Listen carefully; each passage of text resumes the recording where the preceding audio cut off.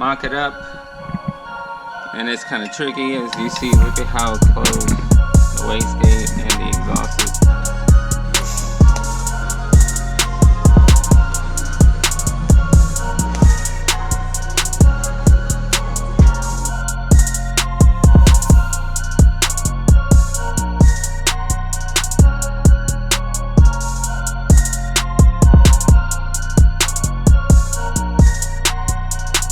Before and after the exhaust.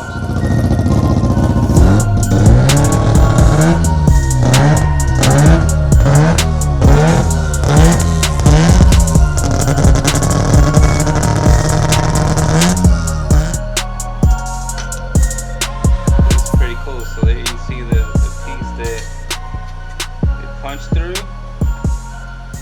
Boom. There you go. One dimple die. Hey guys, what's going on? Welcome again to the channel. It's been a few weeks since I've recorded a video. Actually, I ended up hurting myself or whatever, so I had a bad shoulder for a few weeks, a couple weeks, a little over 2 weeks actually, but feeling a lot better. Still feel kind of sore every once in a while, but been trying to crank down on this BMW actually, so I'm gonna give you guys an update real quick. Gonna finish it out. Customers are gonna pick it up tonight, and then after that we move on to different projects. But so the one thing he wanted was a quick release for these bumpers. So apparently these bumpers, they don't really fit that great or whatever, so he wanted to do a quick release on that. So what I ended up doing, I'm gonna need a light or something like that. But, so what I ended up doing was making a bracket that attaches to the attachment point right there on the fender. It comes down and it has the quick release right there, and then goes to the actual bumper. So all you really have to do is hit the quick release, push the bumper forward, and that's it. And then you want to put it back. These bumpers, like I said, they don't really fit that great, but you put it back, all you got to do is pull it, and it locks in place. That's it. So that was one of the things. I ended up just cutting the that fender liner a little bit, so it exposes the bracket. You'll be able to see, just put your hand back there and touch the quick release, and that's it. So ended up doing that. So originally the car,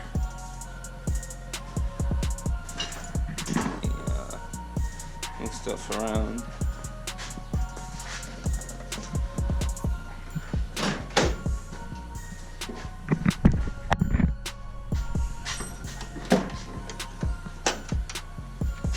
So originally the car had a whole bunch of wires in here. This whole thing, I'm guessing this is obviously ABS, but this whole thing in here was all cluttered up with wiring and all that stuff. The whole wiring ECU and everything for the LS, the two-step module and some other stuff from Painless, no, not Painless, whatever wiring was all in there. Good thing I looked, found the tool. But what I did, I actually routed everything behind the dash. So that grommet there, right there, I actually found that grommet inside the car. It's not being used because it was originally for the AC. But what I ended up doing was relocated it, put it on that AC delete, and then routed the wires all through there. Everything worked out pretty good. Everything's clean install. So that's all you pretty much see is just that wire going in there. So that was done. from the last video, and the car is jacked up right now because well, it doesn't really need to be jacked up anymore, but on that harness right there, I needed to go underneath to be able to tighten it up. But pretty much the whole cage is done. Everything is completed. Got the gussets, dimple dyed gussets, everything, all the welds are pretty decent.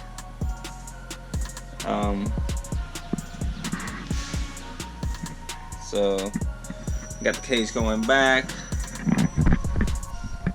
Let's see if so as I was saying, to have everything completed in here, the whole cage is all welded. Had to cut the rear firewall panel so I could install it.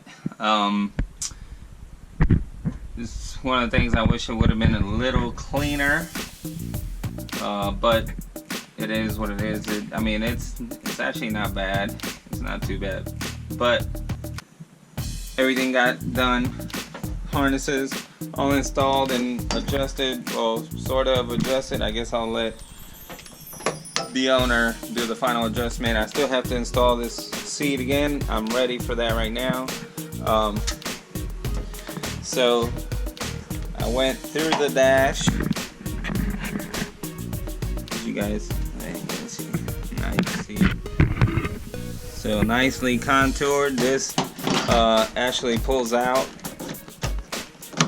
It pulls right out, and then you'll be able to see that in there is the two-step module and the OBD2 port right there that has like a Bluetooth, the blue driver.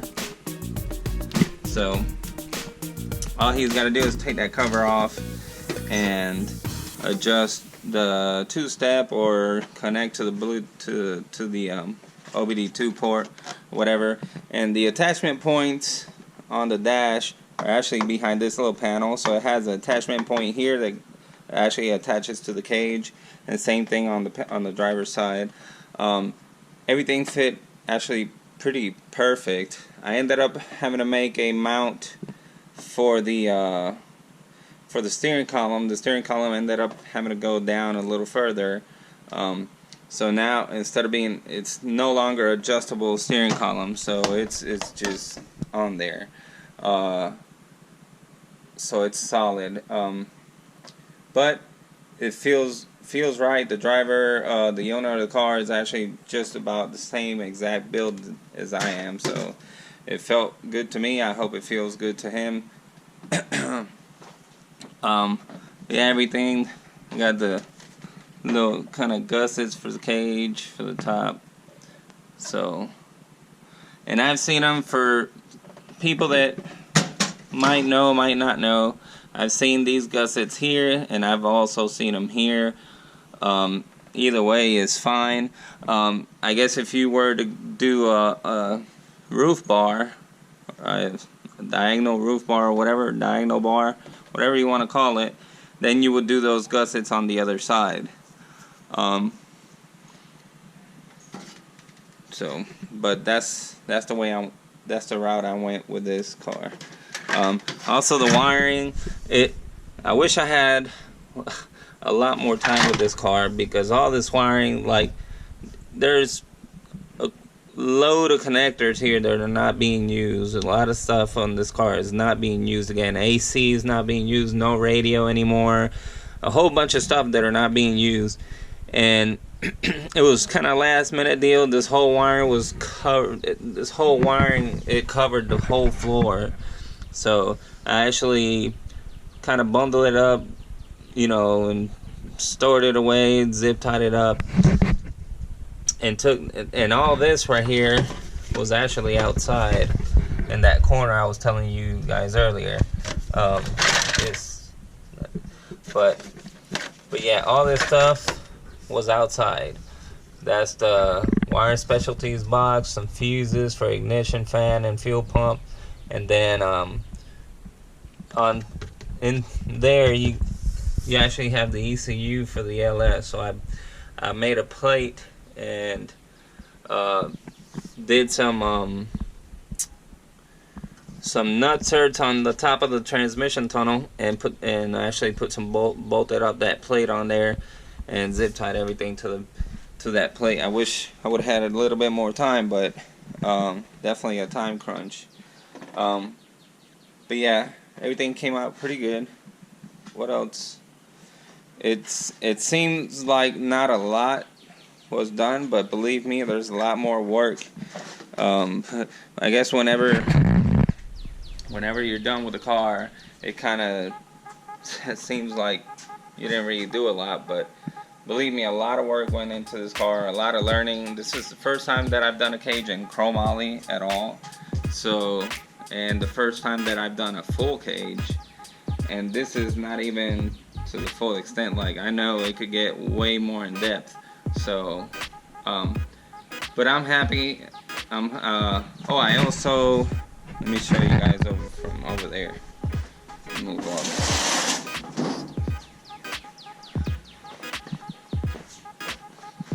I also welded in the quick release stub right here for the steering column. It's welded back here all the way around, TIG welded,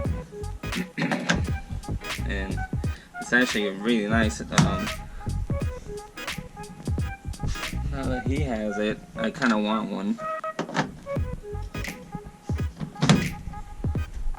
but it's really nice, quick release, one hand operation, and that's it. So it's pretty nice. Like I said, the other attachment point on the dash is back here. You take this cover off and there's a nut right there. But yeah, everything fits really nice and tight.